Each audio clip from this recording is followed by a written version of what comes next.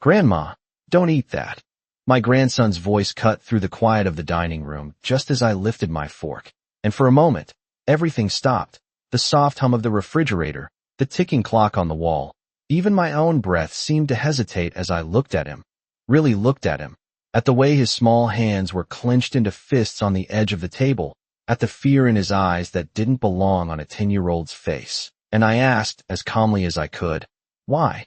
But he didn't answer right away. His gaze flickering past me toward his mother, toward Melissa, who was already standing halfway out of her chair, her smile arriving a second too late, too sharp, too practiced. "Noah, honey, what did we say about interrupting?" she said lightly, as if this were nothing more than childish misbehavior, as if the word "don't" hadn't landed in my chest like a quiet warning. And then Noah swallowed, his voice dropping to something barely audible. "Please," and that was all he said. Just that one word, soft and strained, but it carried more weight than anything else at that table, and I felt it settle somewhere deep, somewhere I couldn't ignore, even as Melissa reached across me, quick, efficient, her hand already sliding my plate away. "Oh, this one got a little too much seasoning. I was going to fix you something else," she added with a small laugh, the kind that tries to smooth over what shouldn't have happened. And Daniel nodded along, not looking at me, not once. His attention fixed on cutting his steak into neat, careful pieces as if precision could keep everything else from unraveling. And I let her take the plate. I let her replace it with another. I even picked up my fork again when she told me everything was fine. But nothing about that moment felt fine. Not the way Noah kept his eyes down. Not the way Melissa's hand lingered on the edge of the table like she was bracing herself. Not the way my son, my own son, avoided my gaze as if there was something there he didn't want to see. And I realized, sitting in that familiar dining room with its polished oak table and the same set of dishes I'd gifted them 5 years ago, that something had shifted, not suddenly, not dramatically, but in a way that made everything else feel just slightly out of place, like a picture hung crooked on the wall that you can't unsee once you notice it. And I tried to tell myself it was nothing, that children say strange things, that Melissa was just being attentive, that Daniel was tired from work. But the truth was, this wasn't the first time something had fell off. It was just the first time I couldn't pretend I hadn't seen it, because I had, in the past few months, small things, easy to dismiss on their own. The way Melissa insisted on preparing my meals separately whenever I visited, saying it was better for my digestion. The way she'd taken an unusual interest in my medications, asking detailed questions, offering to organize them into little plastic containers labeled by day. The way Daniel had started bringing up topics that used to be mine alone to manage. My savings, my house, my plans, always framed as concern, always gentle, always just enough to make it seem like love instead of intrusion. And I had smiled through all of it, grateful, even, because that's what you do when your children show interest, when they offer help. You accept it. You don't question it. Not when you've spent your whole life believing that family means safety, that the people you raised would never see you as anything other than someone to protect. And yet, as I sat there that evening, pushing a piece of chicken around my plate that I suddenly had no appetite for, I couldn't ignore the memory of Noah's voice, the urgency in it, the way he had looked at me, not like a child correcting his grandmother, but like someone trying to stop something before it was too late. And I glanced at him again, just briefly, and he must have felt it, because he looked up for a second, and in that second, there was something there, something unspoken, something that made my stomach tighten. And then Melissa was talking again, filling the silence with easy conversation about school schedules and weekend plans, her voice smooth, controlled, practiced, and Daniel laughed at the right moments, nodded when he was supposed to, and the evening carried on as if nothing had happened, as if a child hadn't just told his grandmother not to eat the food in front of her, as if I hadn't heard the word please, like it meant something more than manners. And I played my part too. I smiled. I asked about Noah's math test.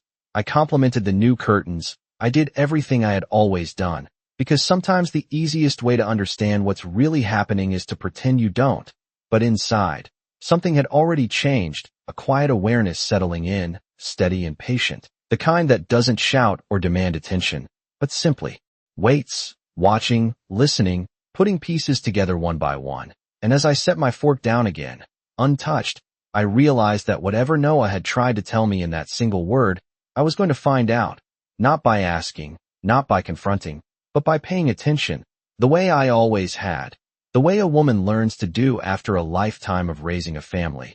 Because if there was one thing I knew for certain, it was this: children don't interrupt dinner like that without a reason. I did not finish my dinner that night, and no one commented on it, which in itself felt like a comment, because in this family, there had always been something said about everything: a compliment, a suggestion, a small observation to keep the air warm and moving. But that evening, silence did more talking than any of us did, and when I stood up to leave, Melissa was already collecting dishes before I had even pushed my chair all the way in, her movements quick and efficient, her smile still in place but tighter now, like it had been stretched too far. "Drive safe, Evelyn," she said. Not Mom. Not the way she used to in the early years, and Daniel walked me to the door, but he did not linger, did not ask if I needed anything, did not mention coming by next weekend. He just opened the door, gave a small nod, and said, "Let me know when you get home," as if we were neighbors instead of family, and I nodded back, because sometimes you match the distance you are given just to see how far it goes, and the night air outside felt colder than it should have for early spring, a sharp kind of chill that made me pull my coat tighter as I walked to my car, and I sat there for a moment before starting the engine, my hands resting on the steering wheel, replaying the evening not as a whole, but in fragments: Noah's voice, Melissa's hand taking my plate, Daniel's eyes fixed anywhere but on me. And I have lived long enough to know that when something does not make sense, you do not force it to. You let it sit, you let it unfold, and you watch. So I drove home without turning on the radio, letting the quiet settle around me, the kind of quiet that gives your thoughts room to arrange themselves. And when I reached my house, I noticed something small that I had not paid attention to before. The porch light that I always left on was off, and I stood there for a second, keys in hand, wondering if I had simply forgotten. But I do not forget things like that. Not anymore. Not when routines are the only way to keep the days from blending together. And when I stepped inside, the house felt exactly as I had left it. Neat, still, untouched, and yet there was a faint sense of something being slightly out of place, not enough to point to, just enough to feel. And I set my purse down, hung my coat, and walked into the kitchen, where the counter was clean, the sink empty, everything in order. And I told myself again that I was imagining things, that the evening had unsettled me, that I was letting a child's outburst turn into something larger than it was. But then I opened the cabinet where I kept my medications, the same cabinet I had organized carefully over the years, each bottle in its place, labels facing forward, a system that made sense to me. And for a moment, I just looked at them, not touching anything, just observing. And then I reached in and picked up the small white bottle for my blood pressure, the one I took every morning with a glass of water, and I turned it in my hand, reading the label, checking the date, something I had done hundreds of times before without thinking. But this time, I noticed that the cap had been tightened differently, just slightly, enough that I had to use a bit more pressure to open it. And when I did, I counted the pills, not because I had reason to, but because something in me told me to. And the number was not what I expected, not by much, just a few missing, the kind of difference you could explain away if you wanted to, if you were not paying attention. But I had started paying attention, and I set the bottle back exactly where it had been, aligning it with the others, stepping back to look at the shelf as a whole, as if it might tell me something more. And I remembered then how Melissa had insisted a few weeks ago that it would be easier if she helped me organize my medications when I visited. How she had said she worried I might mix them up, how she had taken them from my hands with a gentle insistence that felt like care at the time, and I had let her, because that is what you do when someone offers help. You do not question it, you accept it with gratitude. But standing there in my quiet kitchen, with the soft hum of the refrigerator the only sound, I felt that same word Noah had said echo in my mind. Please, not as a request, but as a warning. And I closed the cabinet slowly, my hand lingering on the handle, and I realized that whatever had happened at that dinner table had not started there. It had been building, quietly, patiently, in small, easy-to-overlook ways, and if I wanted to understand it, I would have to stop looking at it as a single moment and start seeing it as a pattern, and patterns, once you recognize them, are very hard to ignore. I did not sleep much that night, not because I was afraid, but because my mind had begun doing what it does best when something does not sit right. It started organizing, replaying, aligning moments that once seemed harmless into something that now felt deliberate. And by the time the morning light came through the kitchen window, I was already sitting at the table with a cup of coffee gone cold in my hands, staring not at anything in particular, but at the pattern forming in front of me. Because that is what it was, not a single strange dinner, not a misplaced bottle, but a series of small, careful adjustments that had been happening around me. And the more I let myself remember, the clearer it became, like a picture slowly coming into focus. I thought about the last time Daniel had visited alone, how rare that had become, and how his eyes had drifted around the house, not with nostalgia, but with calculation, noting the layout, the furniture, the small details that no longer belonged to his childhood but to my present life. And I remembered how he had asked, almost casually, "Have you thought about simplifying things a bit, Mom?" As if 35 years in this home could be reduced to a word like simplifying. And I had smiled then, brushed it off, told him I liked things the way they were, and he had nodded. But there had been a pause, a hesitation, like he was waiting for me to say more, to offer something he could take hold of. And when I did not, the conversation moved on. But now, sitting there in the quiet of my kitchen, that pause felt heavier, like a door that had not opened the way he expected. And then there was Melissa, always so attentive, always one step ahead, bringing meals when I said I was fine, offering to handle appointments I had managed on my own for years, insisting on driving me to places I could easily reach myself. And at the time, it had felt like kindness, like the natural shift that happens when roles begin to reverse, when children start caring for their parents. But kindness does not rush you. Kindness does not take things from your hands before you have agreed to let them go. And I remembered the afternoon she had come over with a folder, neatly organized, labeled tabs sticking out at the top, her voice warm and reassuring as she explained that it would be easier if everything was in one place, that she could help me keep track of bills, insurance, paperwork, all the things that can become overwhelming. And I had let her show me, had nodded as she flipped through pages, but I had not signed anything, not because I suspected anything, but because I have always been careful.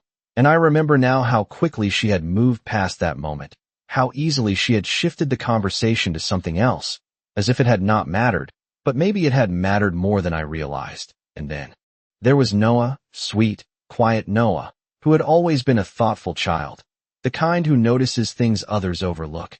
And I thought about the times he had started to say something to me only to stop when his mother entered the room, the way his shoulders would tense, the way his eyes would drop, and I had assumed it was just a child being corrected, learning when to speak and when to stay quiet. But now, that silence felt different, like something held back, something he had been told not to share. And I stood up from the table, my chair scraping softly against the floor, and I walked back to the cabinet, opening it again, looking at the rows of bottles, the labels, the small, ordinary details that suddenly did not feel ordinary at all. And I realized that if I wanted to understand what was happening, I could not rely on memory alone. I needed to see, to verify, to move beyond feeling into something more certain. And so I took out my phone and began writing things down, dates, changes, conversations, not because I had proof of anything yet, but because I had learned long ago that clarity comes from paying attention over time. And as I wrote, I felt something settle inside me, not fear, not anger, but a quiet resolve, the kind that does not rush, does not react, but simply prepares, because whatever this was, whatever had started to shift beneath the surface of my family, I was not going to confront it blindly. I was going to understand it first, piece by piece, until there was nothing left to question. The next morning, I did something I had not done in years. I went through my past not to reminisce, but to examine, to look at it the way you look at a photograph when you are trying to see what was always there but never noticed. And I started with something simple, a drawer in the living room where I kept old cards and letters, birthday notes from Daniel when he was younger, drawings Noah had made for me with uneven lines and bright colors. And I sat there on the couch, flipping through them, slowly, letting the familiar handwriting bring back a version of my life that felt steady and certain, a time when love did not need to be measured or questioned. And I found one card from Daniel, written years ago, before Melissa, before everything became structured and managed. "You always take care of everything, Mom." He had written, "I do not know what I would do without you." And I traced the ink with my finger, remembering the boy who used to run into this house without knocking, who would open the refrigerator and talk to me about his day like I was part of every decision he made. And I realized that change does not always arrive loudly. Sometimes it slips in quietly, dressed as responsibility, as maturity, as partnership, and you welcome it because it looks like growth. And I thought about the first time I met Melissa, how composed she was, how she spoke with a kind of confidence that made you feel like everything around her would always be in order. And I remember thinking that Daniel had chosen someone who would build a stable life, someone who would take care of the details he never paid attention to. And for a while, that seemed true. Holidays were organized, schedules were clear, everything had a place, and I appreciated it. I really did, because it made things easier. It made visits predictable, and predictability can feel like comfort when you get older. But now, looking back, I could see the subtle shift, the way decisions that used to include me became conversations I was informed about after they had already been made, the way invitations turned into notifications, the way my role in their lives moved from central to optional without ever being discussed. And I remembered a particular Thanksgiving, not the one from last year, but the one before, when Melissa had insisted on hosting, saying it would be less work for me, and I had agreed, relieved even, until I arrived and realized everything had been arranged in a way that left no space for my traditions, my recipes, my way of doing things. And I had smiled, complimented the table, thanked her for the effort, because that is what you do when you do not want to seem difficult. But I had gone home that night with a quiet sense of displacement I could not quite name. And then there were the conversations about my house, always framed as concern, always introduced gently.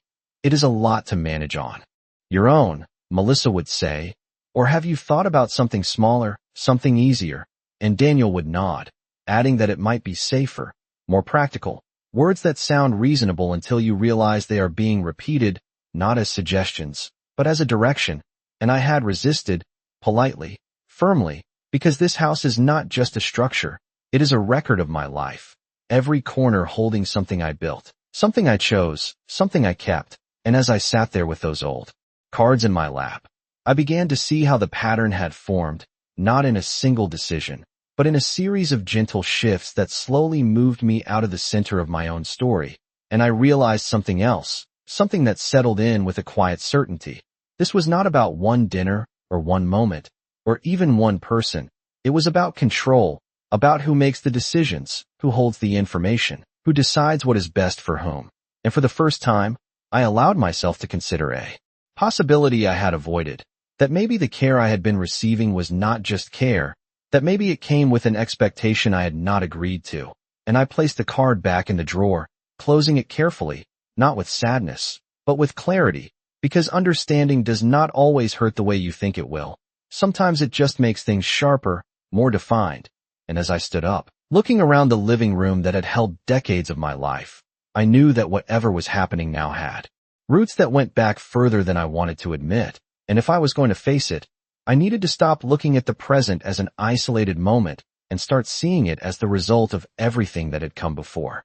It was not until the afternoon that the first real crack appeared, not in something I saw, but in something I heard, a soft chime from my phone as I was standing by the kitchen sink, rinsing a cup I had not even finished using, and I almost ignored it, thinking it was one of those routine notifications that fill the day with noise. But something in me had shifted since the night before, something that made me pay attention to even the smallest interruptions. So I dried my hands slowly and walked over to the counter where my phone rested, the screen lighting up with a name I did not expect, Noah. And for a moment I simply looked at it, at the way his name appeared so small and uncertain on the screen, because Noah never called me directly, not like this, not without one of his parents nearby, and I answered without hesitation, bringing the phone to my ear. "Hello," I said softly, careful not to startle whatever courage had led him to press that button. And there was a pause on the other end, a quiet, shaky kind of silence that made me lower my voice even more. "Noah, sweetheart." And then I heard him breathe in, like he was trying to steady himself. "Grandma, are you alone?" And the question itself told me more than anything else could have. "Yes," I replied, just as quietly. "I am." And there was another pause, longer this time, filled with the kind of hesitation that does not come from forgetting what to say, but from deciding whether to say it at all. And when he finally spoke again, his words came out in pieces, careful, uncertain. Mom said, "You should not eat everything here." And I felt my fingers tighten slightly around the phone, not enough to make a sound, just enough to remind me that I was still holding on to something steady. "What do you mean?" I asked, keeping my tone even, the way I had learned to do when Daniel was a boy and needed to feel safe enough to tell the truth. And Noah swallowed. I could hear it. She said, "It is better if you only eat what she gives you, not the other stuff." And I closed my eyes for a brief second, not because I was overwhelmed, but because I was placing that sentence where it belonged, fitting it into the pattern that had been forming since last night. "Did she say why?" I asked, and there it was again, that pause, that space where fear lives. "No. She just said it is important, and that I should not tell you because you would worry." And something inside me settled completely then, not rising, not reacting, just settling into place like the final piece of something I had already begun to understand. And I opened my eyes, looking around. My kitchen, at the clean counters, the neatly arranged cabinets, the quiet order of a life I had maintained carefully. And I realized that what I was hearing was not confusion, not misunderstanding. It was instruction, given to a child who did not fully understand it, but understood enough to be afraid of it. "You did the right thing telling me," I said gently, and I could almost feel the relief on the other end, the way his breathing softened just slightly. "Do not worry, okay?" And he whispered, "Okay," but it did not sound like he believed it completely, and I did not expect him to, because belief comes with understanding, and understanding was something I was only beginning to gather myself. "Is your mom there?" I asked, not because I needed to know, but because I wanted him to feel that I was still guiding the conversation, that he was not alone in it. "No. She is upstairs," he said quickly, and I nodded, even though he could not see it. "Then we should keep this between us for now," I said, choosing each word carefully, not to create fear, but to create safety. Sometimes adults make plans they think are helpful, but they forget to explain them properly. And I let that sit for a moment, softening the edges of what he had told me without dismissing it. "You just keep being honest with me, all right?" And he said yes, a little stronger this time. And then the call ended as quietly as it had begun, leaving me standing there in the middle of my kitchen, phone still in my hand, the afternoon light stretching across the floor in long, quiet lines, and I did not move right away, because there was no need to rush. Everything I needed to understand was already beginning to take shape, not as something loud or dramatic, but as something precise, deliberate, and deeply unsettling in its calmness. And I placed the phone back on the counter, my movements slow and steady, and I looked again at the space around me, at the food in my refrigerator, at the cabinet where my medications sat, at the small, ordinary details that had always felt safe. And I understood now that whatever was happening was not about a single meal or a single moment. It was about control over something much more important, something that could be shaped quietly, gradually, without confrontation, and I realized that from this point forward, nothing that entered my home, my body, or my decisions could be taken at face value, not until I had seen it clearly for myself. And that realization did not frighten me. It focused me, because once you know where to look, the truth has a way of revealing itself. The next step was not dramatic, and that was exactly why it mattered, because I knew that whatever I was dealing with had been built quietly, over time, and it would not reveal itself to anything loud or careless. So I did what I have always done when something important needed to be handled. I made it routine. I made it ordinary. I made it look like nothing had changed, and the first place I started was with my doctor. Not because I was sick, but because I wanted clarity, and clarity is something you do not ask for in a panic. You arrange it calmly. So I called the office and scheduled a standard checkup, the kind no one questions, the kind that fits neatly into a calendar without drawing attention. And 2 days later, I found myself sitting in a familiar waiting room. The soft hum of conversation and the quiet turning of magazine pages creating a sense of normalcy that almost felt comforting. And when my name was called, I walked in with the same steady pace I had always carried, not rushed, not hesitant, just present. And I told my doctor everything in the simplest terms possible. Not accusations, not conclusions, just observations, the changes in my medication bottles, the suggestions about my meals, the recent attention to my routines, and he listened the way good doctors do, without interruption, without judgment, and when I finished, he nodded slowly and suggested we run a few standard checks. Nothing invasive, nothing alarming, just enough to establish a clear baseline. And I agreed, because that was exactly what I needed, not reassurance, but facts, something I could hold on to without interpretation. And while we waited for the results, I asked him a question that had been forming in my mind since that phone call. If someone wanted to control what I take, what I eat, without me noticing, would it be easy?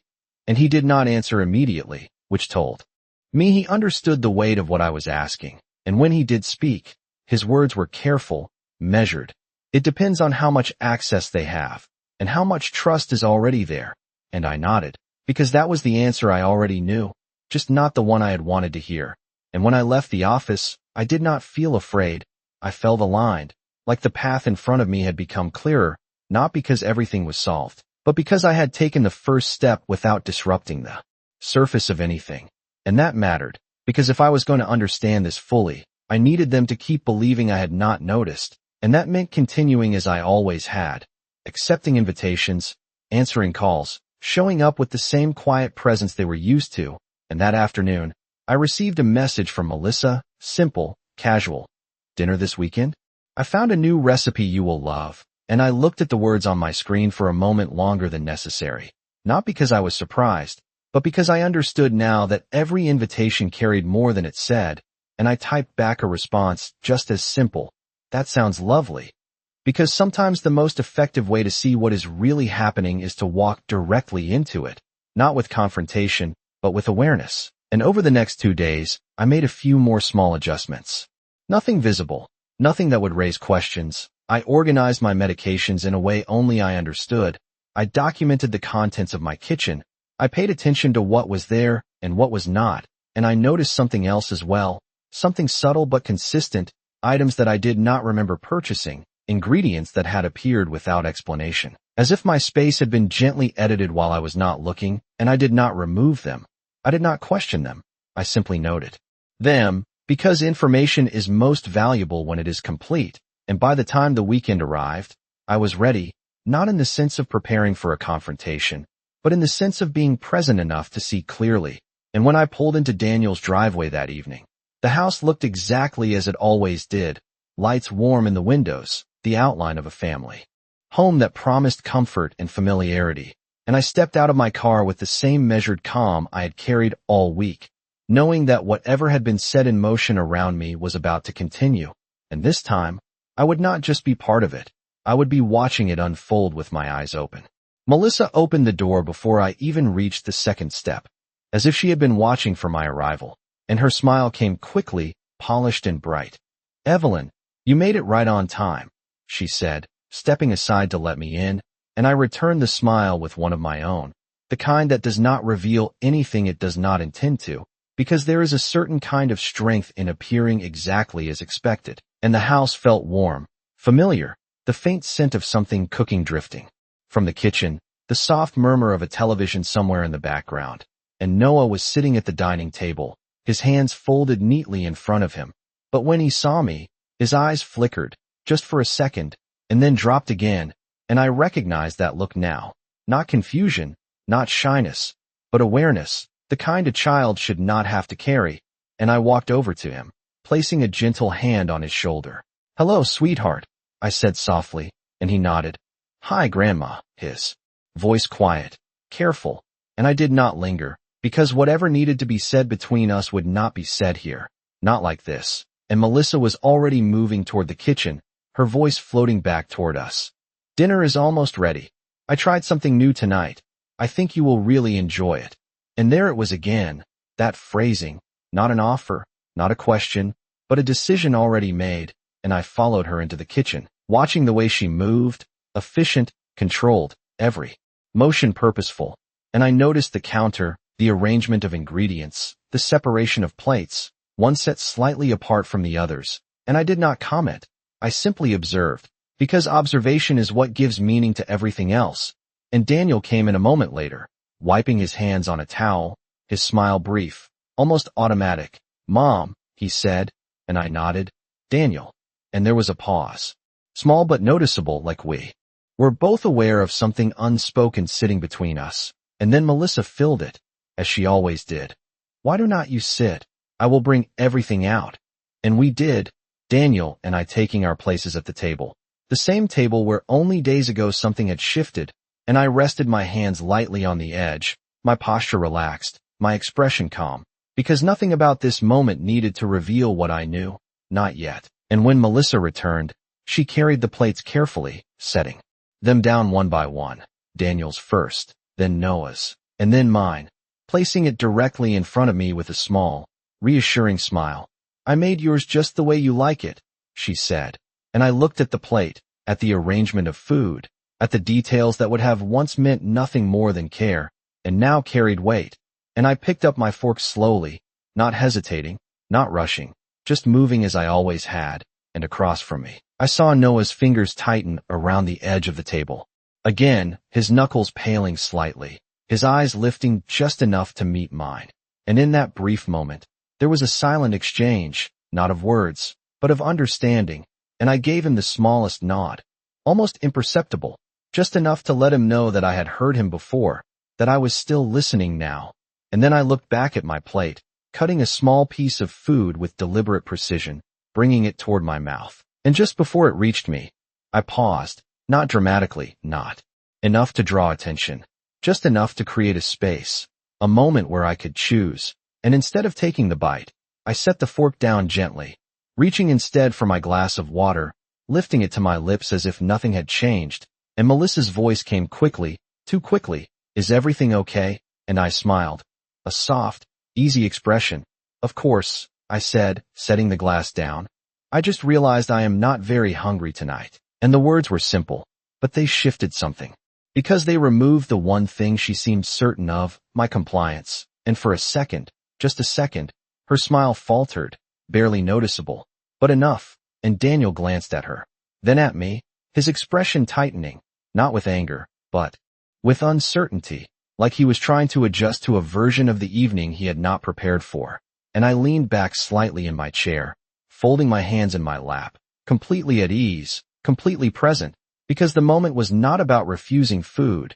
It was about seeing what would happen when I did, and silence settled over the table again, heavier this time, more aware, and in that silence, I understood something clearly. Whatever they had planned, whatever they had been building quietly around me, depended on me not noticing, on me continuing exactly as I always had.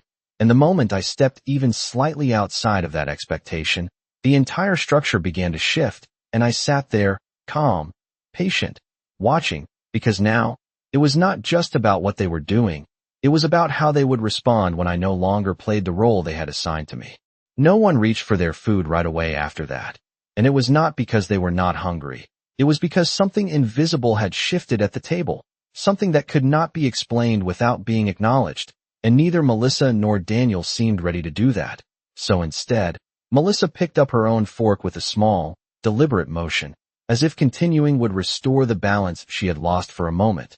Well, more for us then, she said lightly, but the tone did not quite land. It floated just above the surface without settling, and Daniel followed her lead, taking a bite, chewing a little too carefully, like someone aware of being watched even when no one is looking directly at him. And I sat back, my hands resting in my lap, my posture open, calm, present, not withdrawing, not challenging, just existing in a way that no longer aligned with what they expected, and that, I realized, was enough to make them uncomfortable, because control relies on predictability, and predictability had just been broken, even if only slightly. And Melissa tried again, shifting the conversation, asking Noah about school, about a project he had mentioned earlier, her voice smooth, encouraging, but Noah only answered in short phrases, his attention flickering between his plate and me, and I could see the tension in the way he held his shoulders, the way he measured every word. And I understood then that whatever had been said to him, whatever role he had been given in all of this, it had not been easy for him to carry, and I did not look at him directly, because sometimes the kindest thing you can do for a child is to let them feel unseen in moments like that, to remove the pressure of being observed, and instead, I turned my attention to the table itself, to the small details that reveal more than people think, the placement of utensils, the arrangement of dishes, the slight difference between what was on my plate and what was on theirs, subtle enough to pass unnoticed at a glance, but not when you are looking with intention. And I reached for my napkin, unfolding it slowly, giving myself time to observe without appearing to do so, and I noticed the serving dish in the center, the one Melissa had not used to serve my portion, and I let my gaze rest there for a moment longer than necessary before lifting my eyes again. "It smells wonderful," I said, my voice warm, genuine, because the truth was, it did, and Melissa smiled again, more confidently this time. "Thank you, I thought you would like it." And there was that assumption again, that quiet certainty about my reactions, my choices, my role, and I nodded.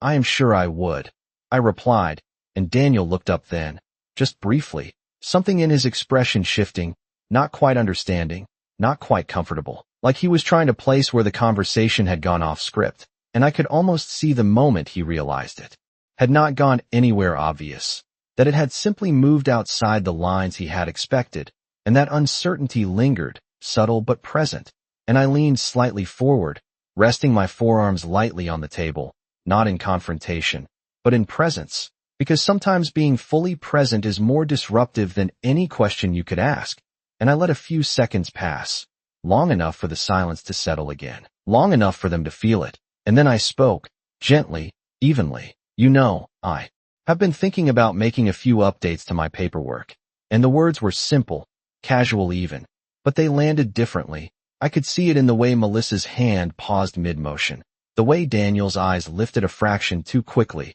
and I continued without rushing. "Nothing urgent, just organizing things, making sure everything is exactly how I want it," and I smiled. A small, reassuring expression, as if this were nothing more than a practical thought, something anyone might say over dinner, and Melissa recovered first, her voice light again, but now carrying a hint of something else, something tighter. "That sounds like a good idea. We were just talking about that recently." And I nodded. "Yes, I remember," I said, and I let that sit for a moment, not adding anything, not explaining, just allowing the memory of those conversations to exist in the space between us. And Daniel shifted slightly in his chair, clearing his throat. "If you need help with anything, Mom, you know we can take care of it." And I looked at him then, directly, not unkindly, not accusingly, just clearly. "I know," I said, and I meant it, because I did know what they were willing to take care of, and that was precisely why I would not be handing anything over without understanding it completely, and I leaned back again, my expression softening, returning the moment to something that looked like ease, and the conversation moved on, slowly, carefully, like people walking across a surface they were no longer sure was stable, and I remained exactly where I was, not pushing, not retreating, simply holding my place, because at that point, it was no longer about gathering more information, it was about letting them reveal themselves in response to something they could not control, and as I watched them, the small glances, the measured words, the subtle shifts in tone, I understood that whatever had been built around me was not as solid as they believed, because it had never been tested against resistance, and now, even the slightest change was enough to make it tremble. The rest of the evening moved forward, but it did not return to what it had been, because once something shifts beneath the surface, it does not settle back into place the way people hope it will.